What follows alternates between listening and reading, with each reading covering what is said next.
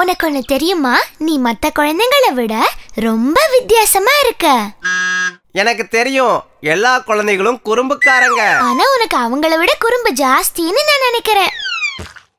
இங்க பாரு, என்ன மாதிரியே இருக்கிற 10ல இருந்து 15 குழந்தைங்க பேரை என்னால சொல்ல முடியும். ரோஷன், நந்தன், விகாஸ், பியூஸ். தெரியும் தெரியும் தெரியும் தெரியும்.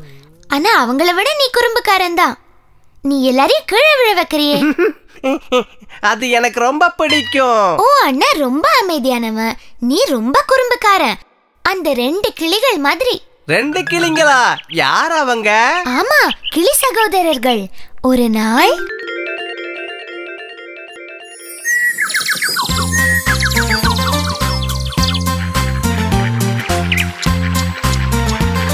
காய்கறி வாங்கலையோ? காய்கறி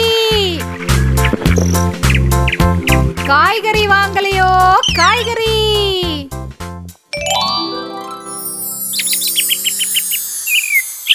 அடடா, என்ன அருமையான மிளகா!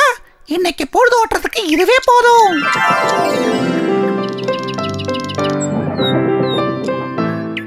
ஆஹா, அருமையா இருக்கு. இன்னைக்கு பூரா இந்த மிளகாய வச்சு சாப்பிடலாம். ஐயா, எவ்வளவு பளபளன்னு இருக்கு! பார்த்தாலே நாக்குல எச்சி ஊறுது. நான் நிஜமாவே ரொம்ப ரொம்ப அதிர்ஷ்டக்காரன் தான். இது என்னோடது. ஹேய், அதை என் கிட்ட கொடுத்துரு. சொல்றத கேளு. முடியாது, நான் தான் முதல்ல வந்தேன். இது என்னோடது. நீ யாரு என்னோடது உன்னோடதுன்னு சொல்றதுக்கு? நீ பெரிய கொம்பனா? அடடடா, அப்படியெல்லாம் சொல்லாதீங்க. வேணும்னா நீங்களே அதை எடுத்துக்கோங்க. என்ன பார்த்தா பிச்சைக்கார மாதிரி தெரியுதா? பேரு தான் பிச்சைன்னு வச்சிருக்காங்க. ஆனா நான் கௌரவமா வாழ்றவன். வா, ஒண்டி கொண்டி மோதி பாத்துரலாம். நான் பலசாலி நிரூபிச்சுட்டு அப்புறமா எடுத்துக்கிறேன். ஆனா இதுக்கு போய் நாம எதுக்காக சண்டை போடணும்? உங்களுக்கு தேவைன்னா நீங்களே அதை எடுத்துக்கோங்க. இல்ல இல்ல, நீ தைரியமான கிளியா இருந்தா வா. ஆனா நான் வாழ்க்கையில யாரு கூட சண்டை போட்டதே இல்லையே. அது சரி, அது என்ன உங்க கால்ல ஏதோ ஒரு தழும்பு மாதிரி இருக்கு? உனக்கு என்ன அத பத்தி? என் கால்லையும் உங்க கால்ல இருக்கிற மாதிரி ஒரு தழும்பு இருக்கு. வேணும்னா இங்க பாருங்க.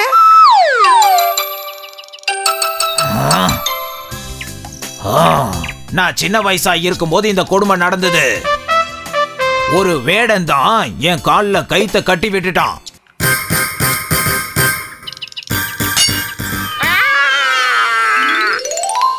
அப்போ உங்களுக்கு ஒரு தம்பி இருந்தார்ல, அவரையும் சேர்த்து தானே கட்டுனாங்க?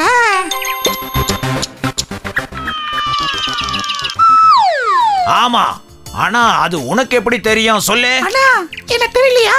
நான் தானே பச்சை. என்ன கொடுமடா இது! என்னோட கூட பொறிஞ்ச தம்பி கூடவா நான் சண்டை போட நினைச்சேன்.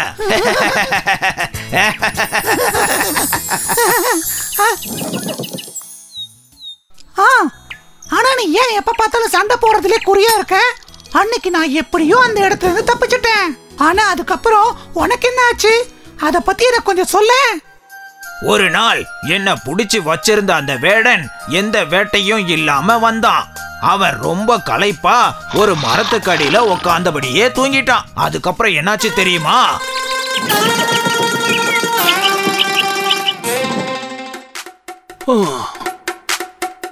அட கடவுளே, இன்னைக்கு எதுவுமே சிக்கலையே. அட கடவுளே, இன்னைக்கு எதுவுமே சிக்கலையே. ஏய், அதிக பிரசங்கி. ஏய், அதிக பிரசங்கி. உனக்கு என்ன மூளை குழம்பி போச்சா? உனக்கு என்ன மூளை குழம்பி போச்சா?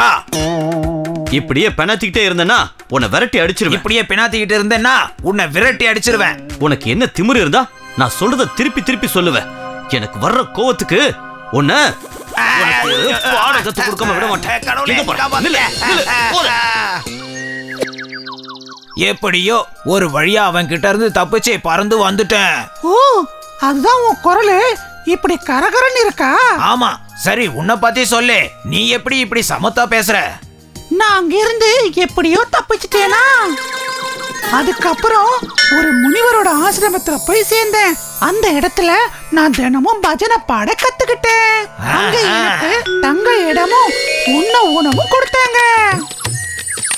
தினசரி பஜனை செய்வோம், நல்லவை மட்டும் நினைப்போம், கடவுள் வழி செல்வோம். தினமும் பஜனை செய்வோம், தினமும் பஜனை செய்வோம், தினமும் பஜனை செய்வோம், தினமும் பஜனை செய்வோம்.